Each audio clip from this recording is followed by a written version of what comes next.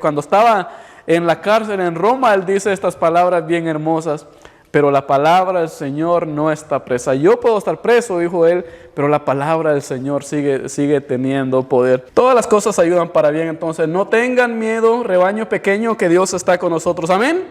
Amén. Amén. Amén. Amén. Gloria al nombre del Señor. Vamos a continuar y doy gracias a Adilia que estuvo enseñándonos en las 3 últimas semanas y enseñó muy bien. Estaba yo algo triste porque yo quiero que todos los que predican aquí, sus enseñanzas sean publicadas y como que el micrófono no agarraba muy bien, tenía interferencia y no se pudo grabar bien. Entonces, pero ahora sí vamos a tratar de mejorar esos detalles. Entonces, vamos a continuar con el capítulo versículos 39. ¿Estamos listos? En Lucas, el Evangelio de San Lucas, capítulo 2, 41 al 45. Dice: cuando cumplieron con todos los requisitos de la ley, del Señor, volvieron a Galilea, a su ciudad de Nazaret. El niño crecía y se fortalecía y se llenaba de sabiduría, y la gracia de Dios estaba sobre él. Iban sus padres todos los años a Jerusalén para la fiesta de la Pascua.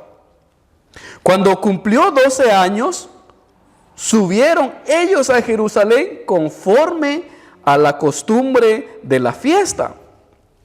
Una vez acabados los días de la fiesta, mientras ellos volvían, el niño Jesús se quedó en Jerusalén y sus padres no lo supieron. Suponiendo que él estaba en la caravana, fueron un día de camino y lo buscaban entre los parientes y los conocidos. Como no lo encontraron, volvieron a Jerusalén buscándole. Aconteció que después de 3 días lo encontraron en el templo, sentado en medio de los maestros, escuchándolos y haciéndoles preguntas. Mire que niño Jesús. ¿Usted ha tenido un niño así preguntoncito los niños? Mire, no se enoje con ellos, que nuestro Señor Jesús cuando era niño también era bien preguntón. ¿Qué dice? Escuchándoles y haciéndoles pregunta o preguntas. Preguntas. Todos los que lo oían se asombraban de su entendimiento y de sus respuestas. Cuando lo vieron, se maravillaron. Y su madre le dijo: hijo, ¿por qué has hecho así con nosotros? Mira, una madre preocupona. Si es de que la mamá no se preocupe si es preocupona, María, la madre del Señor, también era preocupona. Y dice: ¿por qué nos has hecho esto? Venga para acá. Bueno, no sé si le dio su jalón de oreja o algo ahí. No sé si era una madre como las que nosotros tenemos hispanas, bien chancleteras que dan con la chancleta. Entonces no se le dieron su chancletazo a Jesús ahí, pero le dijo: ¿por qué has hecho así con nosotros? He aquí tu padre y yo te buscamos con angustia. Seguimos leyendo. Entonces él les dijo: ¿por qué me buscaban? ¿No sabían que en los asuntos de mi padre me es necesario estar? Pero ellos no entendieron el dicho que les habló. Descendió con ellos y fue a Nazaret, y estaba sujeto a ellos. Mire qué niño portado. Y su madre guardaba todas estas cosas en su corazón. Y Jesús crecía en sabiduría, en estatura y en gracia para con Dios y para con los hombres. Nuestra maestra Adilia, que es la pastora de los jóvenes, nos enseñaba el nacimiento de Cristo, sobre el nacimiento de Cristo. También nos enseñaba todos los rituales que hicieron para cumplir con la ley del Señor. y vimos más o menos un poco de la edad de Jesús como junior o como tal vez Débora, así chiquitito. De repente pasa un tiempo, pasan muchos años y ahora nosotros ya tenemos a un Jesús de 12 años. ¿Ya se imaginan ustedes a Jesús de 12 años? Usualmente nosotros en las películas, ¿cómo nos presentan a Jesús? Que es un bebé. En el nacimiento vemos a un bebé. Ahora ustedes se han imaginado cómo sería Jesús a los 12 años. ¿Cómo sería Jesús a los 12 años? Teenager. Están los chamacos empezando a crecer, les salen los barritos, unos son bien peluditos, otros no se dejan cortar el pelo, otros... ¿Ustedes ahí? ¿Cómo se imaginan? ¿Cómo sería Jesús a los 12 años? Bien guapo, ahí que las muchachas se le quedaban viendo, él decía, acérquense de aquí porque no, mi llamado no es ese. ¿Cómo se imaginarían ustedes a Jesús? ¿Alguien? ¿Cómo se lo imaginarían? Con pelo, ajá. Guapo, aquí, guapo, ¿verdad? Nuestro Señor Jesús a los 12 años, un chamaco de 12 años. Bueno, yo le pregunté a la inteligencia artificial, ¿cómo fue Jesús a los 12 años? Y esto fue lo que ella me mostró. Esta es la inteligencia artificial y puede que era más o menos así, ¿no? Bien, así, sonriente, su sonrisa, humilde. Su pelo así quebrado. Aquí tenemos una pintura que alguien lo pintó así al estilo caricatura antigua. Pero más o menos podría ser así. Jesús no sabemos en realidad, pero más o menos así era. No podemos decir cómo era en realidad, pero más o menos como un joven de 12 años. ¿Quiénes aquí tienen niños que tuvieron 12 años? ¿Se acuerdan de esa edad? Entonces agarramos una idea. Entonces vamos entonces a continuar. Ya la inteligencia artificial nos mostró cómo pudo haber sido Jesús. Qué bueno que no le puso barritos porque no hubiera estado bien. Entonces Jesús creemos que no sufrió de eso. Y el 39, entonces vamos a empezar el 39. ¿Qué dice? Cuando cumplieron con todos los requisitos de la ley del Señor, volvieron a la Galilea, a ciudad de Jerusalén. Entonces aprendimos los jueves pasados de que los padres cumplieron todos los requisitos con la ley de Moisés, todos los requisitos. Y dice que ellos subieron a Jerusalén a cumplir todos los requisitos. En la ley de Moisés había un requerimiento para todo, tanto para el hombre, para la mujer y para la mamá de las familias judías. Entonces dice que cuando cumplieron todos los requisitos de la ley del Señor, volvieron a Galilea, a la ciudad de Nazaret. Ahora vamos a revisar unos cuantos requisitos. El primer requisito, ¿cuál era? La circuncisión del niño. Ahora, sin ver aquí, no vean la pantalla, ¿a los cuántos días tenían que circuncidarlo? A los 8 días, recién nacido, a los 8 días. Entonces, al octavo día, aprendimos de que a Jesús lo circuncidaron.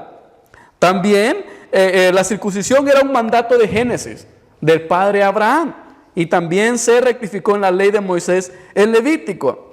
Y ahí se le impuso el nombre a Jesús. Se cree que cuando él es circuncidado a los 8 días, ahí es cuando se ponía el nombre. Entonces yo sé que nosotros aquí todavía no han nacido los bebés y ya estamos poniendo el nombre.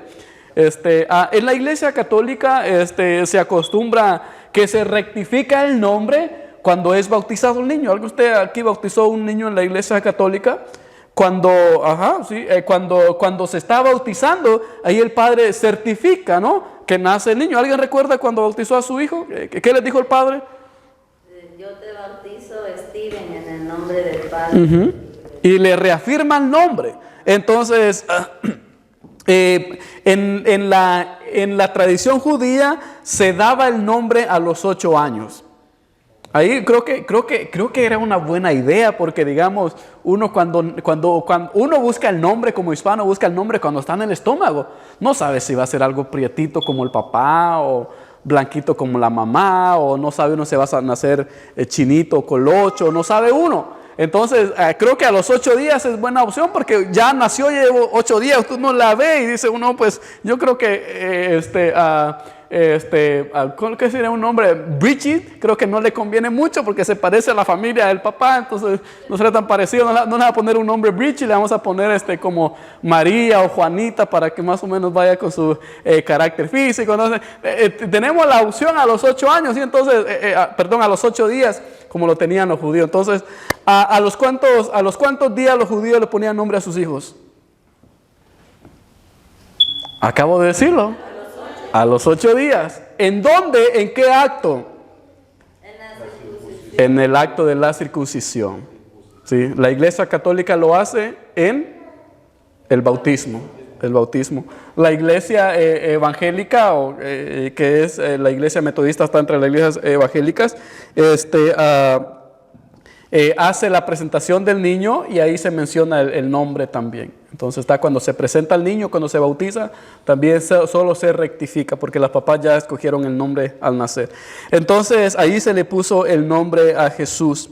Después dice que cumpliendo todo volvieron a la ciudad de Nazaret. Esto es bien importante porque el evangelista Lucas dice volvieron a la ciudad de Nazaret para que después, para cumplir las profecías. ¿Cuáles profecías? Que iba a ser llamado Nazareno. ¿Alguien sabe qué pasaba, por qué esa ciudad se llamaba Nazarena o Nazaret? ¿Alguien tiene una idea por qué ese pueblo se llamaba Nazaret? ¿Todo? ¿Por qué la ciudad se llamaba Nazaret?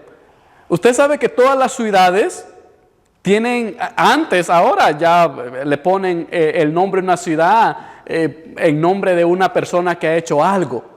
O cuando hacen una escuela, dicen esta escuela la vamos a poner el nombre que va a dar más donación. Entonces como Carlos Santa Ana o como... Entonces, ¿por qué la ciudad se llamaba Nazaret? La ciudad de Nazaret se fundó al principio en los tiempos de los jueces. Había un juez, ¿se acuerdan ustedes de un juez que era nazareno? Un juez que se llamaba Sansón. ¿Cómo ustedes conocen a Sansón? ¿Por qué lo conocen ustedes? Por grande y fuerte y pelo largo. Pelo largo. Cuando usted menciona a Sansón, ¿a qué? ¿Fuerte y qué? Grande. Y pelo largo. Él era un nazareno. Entonces, esas familias, el Señor empezó a apartar, después de Sansón empezó a apartar a gente, y los nazarenos no comían, le llamaban nazarenos porque se apartaban para el Señor. No se cortaban el pelo, no se cortaban sus barbas.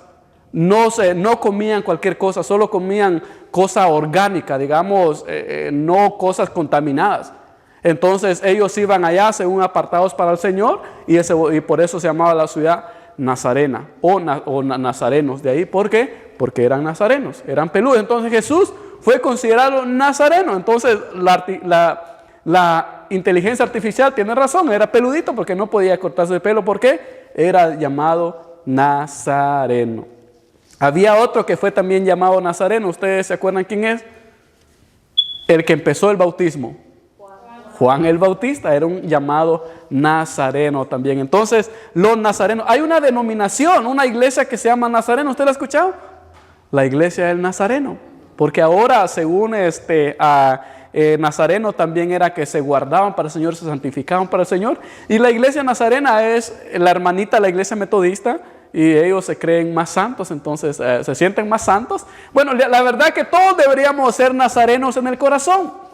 Santos, apartados para Dios en el corazón. Entonces eso más o menos, entonces él dice que volvieron a Galilea, a su ciudad de Nazaret o Nazareno. ¿Cuál era el otro requisito? La purificación de la mamá. Después de 40 días, de acuerdo a la ley de Levítico, la mamá tenía que purificarse. Hacía unos rituales de purificación y un mito de muchas cosas. No, en realidad, no, perdón la palabra, no mitos, eran enseñanzas que la ley les pedía que hacer. Yo sé que ahora aquí todavía el hispano guarda 40 días, bueno, aunque hay mamás que ahora ya se sienten modernas y todo, no guardan 40 días. ¿Usted conoce mamá que no ha guardado 40 días? ¿Sí? Mamás que no guardan 40 días, pero hay muchos que guardan 40 días, o sea, la famosa cuarentena, que se cuidan, se ponen faja en el estómago, se amarran la cabeza, se tapan mucho los pies para que no se enfríen, se tapan los oídos también, gracias. Yo no he sido mamá ni papá todavía, entonces se tapan los oídos, gracias a los que me están ayudando. Entonces, los 40 días, el reposo de 40 días, entonces ¿Ah? No salen a la calle. Sí, yo conocí bueno, no voy a decir el nombre porque era una amiga mía antes, 40 días encerrada completamente. Yo no estuve de acuerdo con estar encerrado 40 días completamente. Veo que tiene que salir por lo menos a que le pegue el sol, ahí cositas, pero se respeta. Entonces, María cumplió con este ritual de guardar el reposo de 40 días. Entonces, ese fue un ritual. El otro mandamiento, el otro requisito fue la presentación del niño al Señor. Entonces, ellos esperaron que llegara el tiempo, porque en la ley de Moisés estaba que todo primogénito varón debía ser consagrado de Dios. Lo que nosotros hacemos con los niños, se los consagramos al Señor, se los entregamos al Señor. Señor, este niño es tuyo, es para ti. Úsalo conforme a tu propósito y a tu voluntad. Entonces se los entregamos al Señor. Entonces ellos cumplieron, lo presentaron ante los sacerdotes y él fue consagrado al Señor. La cuarta requisito o mandamiento que ellos cumplieron es la ofrenda prescrita por la ley. Esto todo nos lo enseñó Adilia en las semanas pasadas. Entonces, la ofrenda prescrita por la ley. Entonces, ellos no solo se presentaban así nada más, entonces, y el otro requisito fue una ofrenda por la ley que era dependiendo. Si usted era un ricachón, ¿sabe qué es la palabra ricachón? Que tiene mucho dinero, usted tenía que llevar una buena ofrenda. Si usted tenía muchos ganados, usted tenía que llevar por lo menos el toro más grande, el novillo más cebudo. ¿Cómo le llaman el toro que tiene aquí? El cebo ese. El más grandote tenía que llevar usted para el templo. Si usted era un más o menos entre pobretón ahí, tenía que llevar aunque sea un chivito flaco ahí, aunque sea una ovejita flaca, pero le llevaba. Los que eran bien pobrecitos podían llevar tortolitas o gallinas o también trigo, medidas de trigo. Habían como medidas de trigo, canastas de trigo. Entonces nosotros no tenemos palomas o gallinas, pero traemos este trigo o otra cosa, pero no tenían que presentarse sin nada delante del Señor. Ese era un requisito. ¿Y sabe que ese era un requisito delante del Señor? Cuando los judíos venían al altar, no podían venir con las manos vacías, nunca. Y ahora todavía no pueden venir con las manos vacías. Y esta es una aplicación para nosotros. Cuando nosotros venimos a la iglesia, a la presencia del Señor, no venimos a presentarnos al Señor con las manos vacías. Siempre debemos traer algo. Y la buena noticia es de que nosotros debemos de traer algo de acuerdo a nuestra situación, pero nunca presentarnos sin una ofrenda.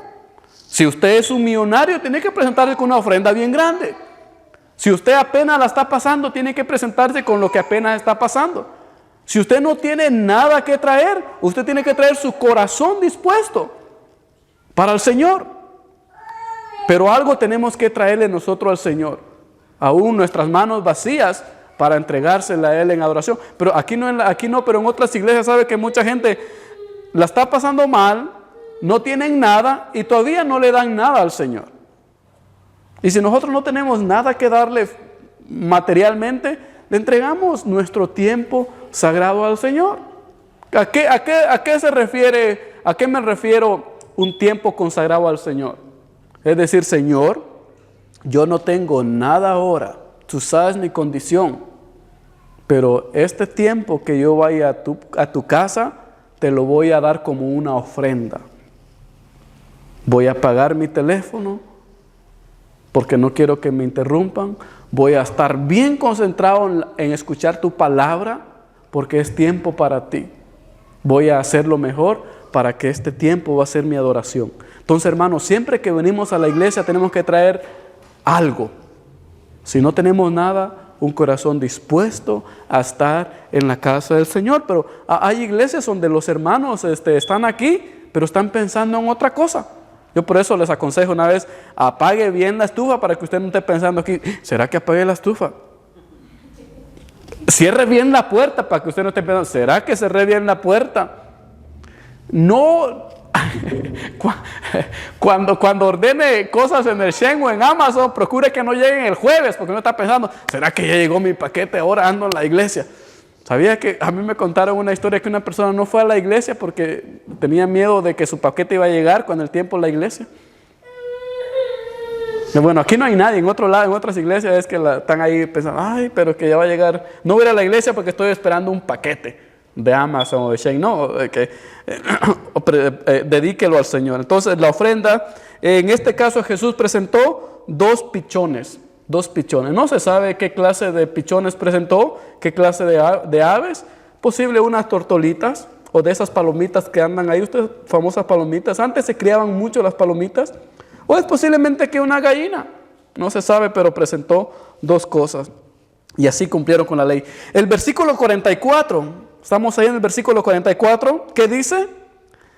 El niño crecía y se fortalecía y se llenaba de sabiduría, y la gracia de Dios estaba sobre él. Entonces vemos que Jesús crecía y se fortalecía también como un niño normal, y se llenaba de sabiduría, y la gracia de Dios estaba sobre él. Ahora, ¿cómo Jesús se llenaba de sabiduría? Tuvo que haber pasado algo para que él se llenara de sabiduría. Es posible que los papás le enseñaban y él creció con sabiduría. Ya viendo que él cumplió con todos los requisitos de la ley, entonces es posible que tuvo una mamá que le enseñaba todo. Dice, la gracia de Dios estaba con él. Vamos a avanzar. En el año 15 del gobierno de Tiberio, vamos a ver dónde estamos aquí. Ok, prácticamente vamos a regresar aquí.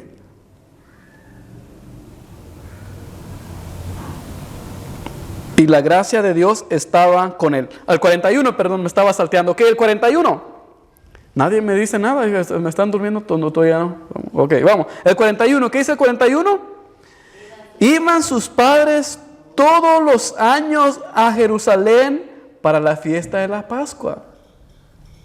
Ahora, este era un requisito también. Todo judío tenía que subir a Jerusalén cada año. Cada año en la fiesta de las Pascuas. ¿Cuál era la fiesta de las Pascuas? La Semana Santa.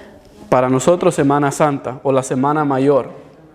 ¿Qué pasaba en la Semana Santa o en la Semana Mayor? ¿Qué pasaba? Ayunaban, oraban. Oraban, ayunaban y oraban. Ajá. Estaban mucho tiempo en la iglesia. Muy bien, todo eso es correcto. Pasaba todo eso. Pero en la Semana Santa sucedía algo bien importante para ellos. Eran las semanas de las Pascuas. Era el recordatorio cuando ellos salieron de Egipto. Y el ángel del Señor le dice a Moisés que todos los judíos pongan en sus casas una cruz con sangre. Porque el faraón no quería dejar que los judíos fueran al desierto a orar al Señor. Y Dios ya a través de Moisés había hecho muchos milagros. Había mandado plagas, ¿se acuerdan las plagas de las ranas, las serpientes? Muchas plagas, se habían muerto muchos animales, y de ahí Faraón dice, pues no voy a dejar ir al pueblo, no lo voy a dejar en libertad. Entonces el último milagro o el último castigo para Faraón, para dejar ir al pueblo, ¿cuál fue? La muerte de los primogénitos. Iba a morir cada primogénito de los faraones, de los egipcios, y también el primogénito de todos los animales. Entonces el mensaje fue, el ángel va a pasar a tal hora de la noche, y quien no tenga esta cruz, nosotros decimos cruz, este sello en la puerta de su casa, va a morir su primogénito. Entonces lo que hace Moisés y Aarón es que agarran un becerro grande, un ternero grande, y lo degollan, como uno de los primeros sacrificios, lo degollan, y con la sangre del cordero ponían en las entradas de las casas, las puertas, todo así. Por eso cuando usted alguna vez ha ido a una casa judía, siempre tienen en sus puertas una cosita como así. Ahí tiene así, y ahí adentro están los 10 mandamientos. Ya no tienen un algo de sangre o algo así, un listón rojo, pero tienen los 10 mandamientos. Vaya usted a una casa judía, va a encontrar las cositas ahí siempre. Entonces ese fue el mandato. Entonces a 10 horas de la noche va el ángel, y donde no había esa marca, el primogénito iba a fallecer. Entonces toda esta tradición se viene en el tiempo de Cristo. Ahora se recordaba eso, porque eso se convierte después en el gran día de la expiación o del holocausto. ¿Escucha la palabra holocausto? Que se entrega un holocausto para la expiación o el perdón de todos los pecados. Entonces ese día, que era el día más o menos el día viernes, el sumo sacerdote entraba al lugar santísimo a hacer la expiación para el pecado, para el perdón del pecado de todo el pueblo. Y cada familia tenía que llevar un sacrificio al altar. Pero eso ya lo vamos a ver en Semana Santa. Eso no me voy a meter todavía ahí, pero esa era la Pascua. Entonces, por eso los padres de Jesús suben. Y se cree que subían alrededor de 1 millón hasta 2 millones de judíos. Iban de todas partes. Yo no creo que había judíos aquí en América para este tiempo, sino tal vez hubieran subido también allá, pero se cree que habían judíos en África, en Europa, en cualquier otra parte, y subían, iban allá al templo a hacer sus sacrificios. Entonces el 42 dice, cuando cumplió 12 años, note que ahora se nos pasa los 12 años. Entonces cuando cumplió 12 años, una vez acabados los días de la Pascua, mientras ellos volvían, note, a mí me encanta esta historia, imagínense conmigo, ok, ya terminamos, ya hicimos el sacrificio, ya somos perdonados otra vez, ahora ya nos vamos para la casa. Entonces dice que cuando se acabó los días de la fiesta, mientras ellos volvían, ¿de dónde? De Jerusalén, ¿a dónde? A Nazaret. Entonces iban de camino, mientras ellos volvían, el niño Jesús se quedó en Jerusalén. Note usted esto. Es bien interesante porque, ok, ya Jesús, Jesús y María agarran su camino para allá y no sé cómo se les quedó, pero dice que caminaron un día a pie a Nazaret, y después de un día se dan cuenta que no está el niño. Aquí vamos a darle una regañadita a María y José, porque cómo fueron tan negligentes que no se dieron cuenta que el niño, y uno está de chamaco que no lo vimos. ¿O será que iba con el tío? Como a veces subían en familias, entonces tal vez ellos pensaron que iba con el tío, con los primos jugando. Entonces dice que mientras ellos volvían, el niño Jesús se quedó en Jerusalén y sus padres no lo supieron. Note, no lo supieron. Él se quedó en Jerusalén y los padres no lo supieron, y ellos avanzaron. Ahora note el 44 que dicen, suponiendo que él estaba en la caravana. Note que hacían caravanas. Esta historia es bien bonita. Entonces iban yo imagino a los niños ahí jugando en las caravanas de regreso a la casa. Ya venimos de la ciudad. Jerusalén era la ciudad más importante del pueblo. Ahora ya vamos para nuestro rancho y todo eso. Ya vamos para allá, para nuestra aldeíta. Dice que suponiendo que él estaba en la caravana, fueron un día de camino. Avanzaron un día sin darse cuenta que Jesús no iba con ellos ni iba en la caravana. ¿Y qué hicieron entonces al darse cuenta después de un día de camino? Y lo buscaban entre los parientes y los conocidos. Note que subían por familia. Esto era bien bonito. ¿A quién no le hubiera gustado ir en esa caravana? ¿Alguien más? Bonito, hay un día de camino para ir a Jerusalén. Aproximadamente eran unos 3 días de camino. Unos 3 días caminando, pero esos caminos en caravana, ahí jugando, tropezándose y ahí platicando. Me imagino que fue bien bonito. Y si María y José iban en la casaca, ¿sabes qué es casaca? En la platicadera ahí con los demás familiares, ahí no. ¿Qué te pareció el sacrificio? ¿Viste que llegaron otros judíos que no los conocíamos, más parientes? Platicando todo lo que habían vivido en Jerusalén, y iban con todas esas pláticas y no se dieron cuenta. Y después de un día de camino, lo empiezan a buscar entre los parientes y los conocidos. ¿Y qué creen? No lo encontraron.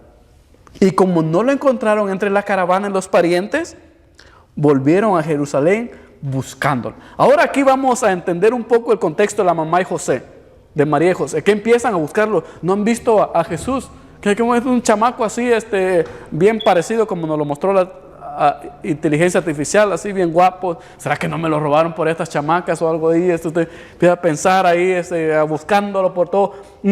Otro día de camino de regreso. Ahora no sé cómo, ¿alguna vez usted ha perdido por un ratito a su hijo? ¿Sí? ¿Cómo se sintieron?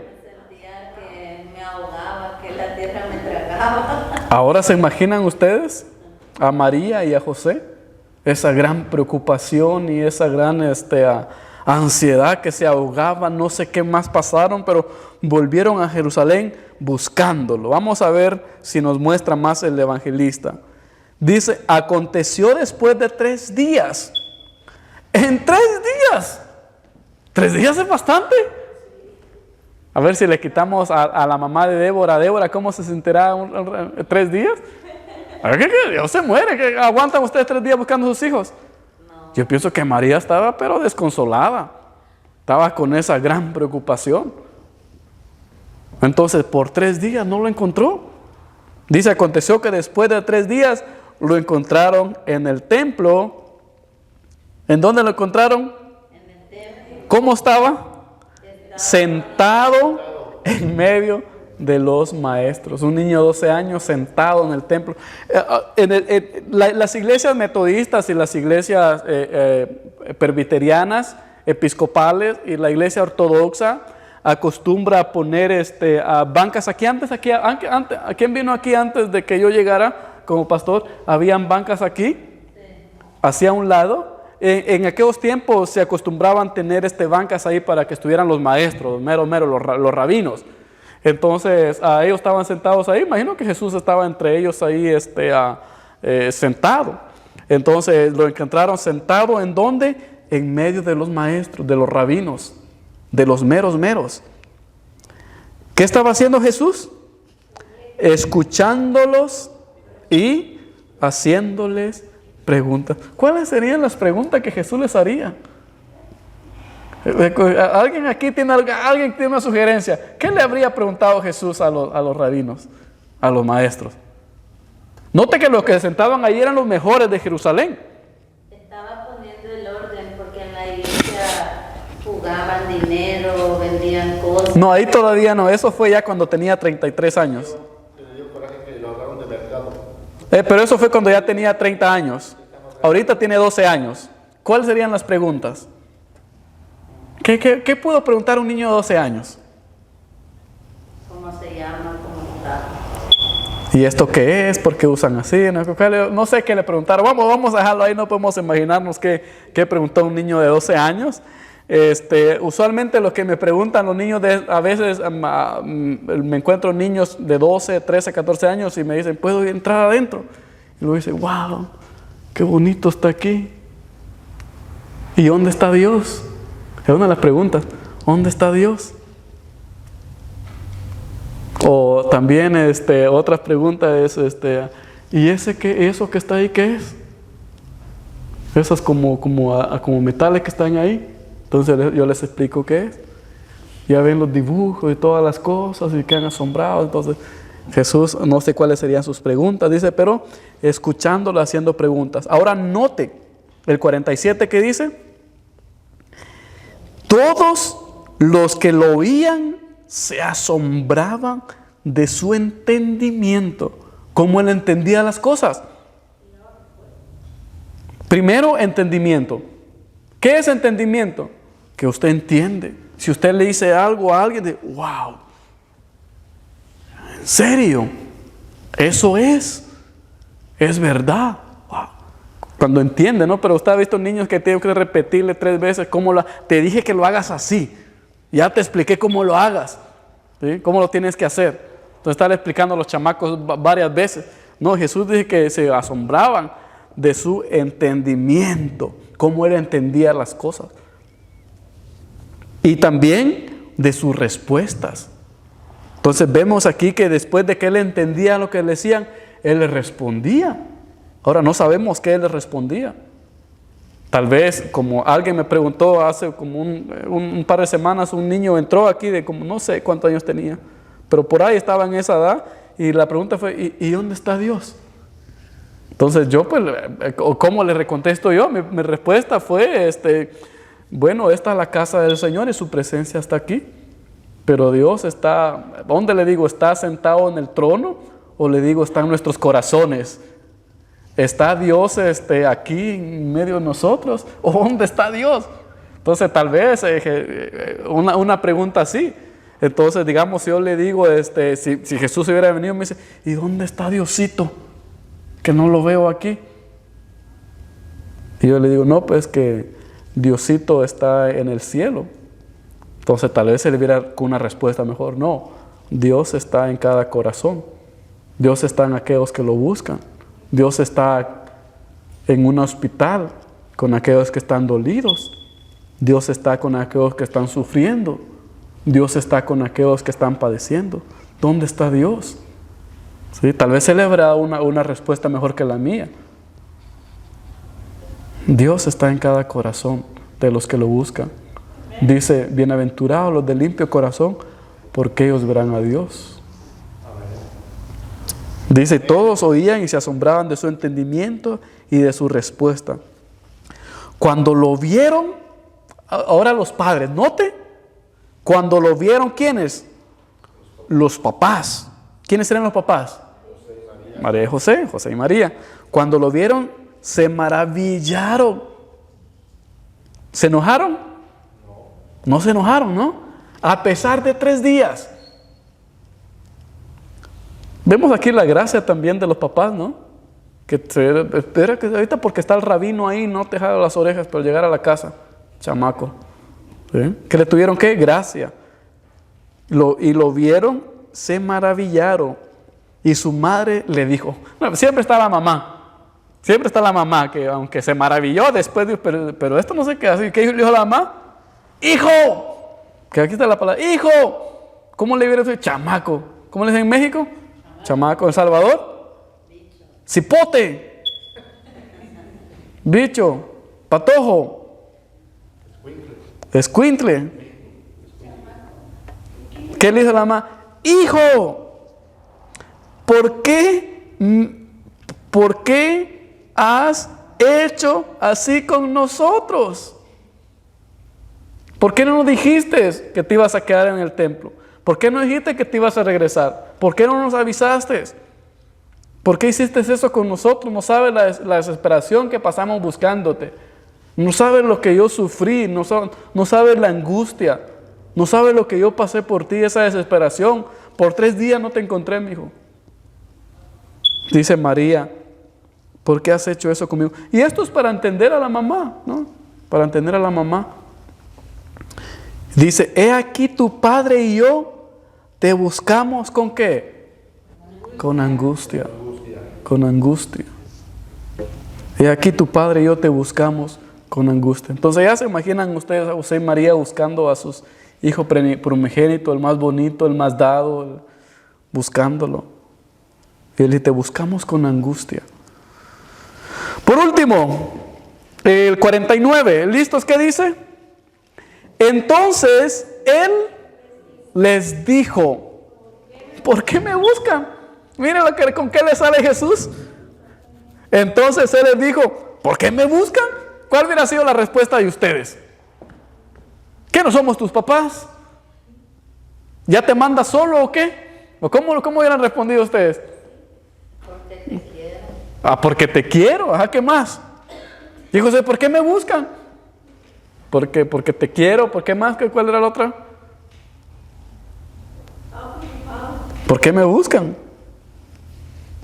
Y ahí Jesús responde, no sabían, note la palabra que usa aquí, no sabían que en los asuntos de mi Padre me es necesario estar. Que note ustedes que no usa la palabra presente, sino no sabían, pasado. ¿Qué no sabían ustedes? ¿Cuánto tiempo? ¿Qué no les dijo el ángel? ¿No se acuerdan el mensaje del ángel? ¿Se acuerdan el ángel que le apareció a María? ¿No sabían ustedes? ¿No sabían que en los asuntos de mi Padre me es necesario estar? ¿Alguna vez a su padre se le ha olvidado algo que usted le ha dicho? ¿Sí? ¿Que recuerda? Pero ellos no entendieron el dicho que les habló. No les habló. No le entendieron por qué Jesús les dijo eso. Posiblemente Jesús estaba refiriéndose a los profetas o a lo que el ángel había dicho o lo que habían vivido antes, no sé, pero dice, pero ellos no entendieron el dicho que les habló. Después descendió con ellos y fue ¿a dónde? A Nazaret. ¿Qué era Nazaret? Una ciudad donde vivía gente ¿qué? Gente dedicada a Dios. Gracias, José. Gente dedicada a Dios y se cuidaba para Dios, los nazarenos. Ahorita alguien puede decir donde vivían los veganos, pero no eran más que veganos, eran que se cuidaban para el Señor. Y descendió con ellos, fue a Nazaret y estaba sujeto a ellos. Note, aprendió la lección. ¿Ahora qué dice? Estaba sujeto, ahora sí. No sé si le jalaron las orejas en el camino, no sé si se sentaron con él. Yo sé, Jesús, que tú tienes el llamado, pero no nos hagas esto. No sé si ¿Cómo usted habla con sus hijos? Entonces, vemos que él aquí y estaba sujeto a ellos. Ahora, note lo interesante, que desde chiquito hasta los 8 años, hasta los 8 días y más o menos ahí, ya no se supe nada. Ahí volvemos a ver de Jesús hasta los 12 años. Después de los 12 años, ya no sabemos nada más de Jesús hasta los 30 años. Entonces, tres etapas. De 0 a 8 años se sabe y hasta los 40 días. De 0 a 8 días se sabe. Y los 40 días de María. Después de los 40 días ya no se sabe nada hasta el evento de los 12 años. Después de los 12 años no sabemos nada de Jesús hasta los 30 años. Porque Él muere a los 33.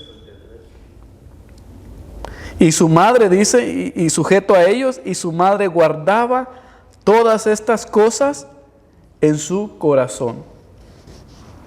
Y Jesús crecía en sabiduría, en estatura y en gracia para con Dios y para con los hombres. De aquí no sabemos mucho de Jesús. Si usted quiere saber cómo era la infancia de Jesús, más o menos la que vimos ahora. Yo sé que hay películas donde Jesús sale haciendo palomitas y se pelea con un niño y le tira la palomita y la paloma sale volando, más o menos así, que hacen palomitas de barro en las películas y según Jesús se pelea con otro niño y le quita la palomita de barro y que Jesús la va para que se quiebre de enojo porque se peleó con otro niño, y cuando tira la palomita de barro, la palomita se vuelve realidad y sale volando la palomita. Entonces, hay películas así o muchas cosas así, solo son películas, no sabemos mucho cómo fue su vida de Jesús. Lo único que sabemos es que estaba sujeto a ellos y crecía en sabiduría y en estatura y en gracia para con Dios y para con los hombres. Ahora aquí quiero recalcar unas cosas. Crecía en sabiduría. ¿Cómo pudo crecer Jesús en sabiduría? Tuvo que haber sido enseñado. ¿Quién le tuvo que haber enseñado? En el templo. Su mamá y en el templo también. Cuando subía, ¿a cada cuánto? A cada año. Y su don también. Su don también, es posiblemente que su habilidad de Dios también lo haya llevado, pero creemos de que aquí todavía el poder de Dios no se había manifestado como cuando Él empieza su ministerio, y era que la mamá le estaba dando sabiduría. Una tradición judía era que la mamá le enseñaban a los hijos, le enseñaban mucho, le enseñaban toda la tradición de la ley, toda la enseñanza de la ley, y ahí es cuando ellos crecían en sabiduría. Y también, Me imagino que cuando recibió el don es cuando fue bautizado, cuando se aparece el Espíritu. ahí es cuando se cree que Él ya manifestó el poder de Dios. Antes era solo como un humano. Podemos creer eso teológicamente, aunque eso no quiere decir que Él tal vez no hizo algo maravilloso, pueda que sí o pueda que no.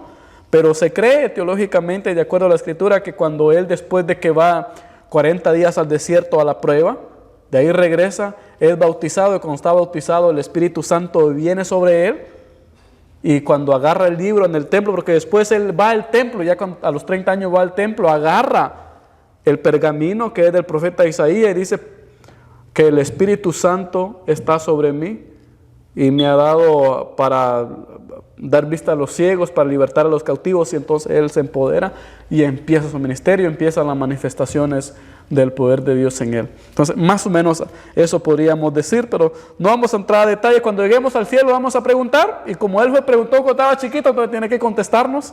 Entonces no se tiene que enojar que le hagamos muchas preguntas. Lo que sabemos es que él crecía en sabiduría, en estatura y en gracia para con Dios y para con los hombres. Hermanos, esto es lo que se sabe de Jesús cuando era niño y adolescente. En el capítulo 3 ya vamos a ver a un Jesús a los 30 años.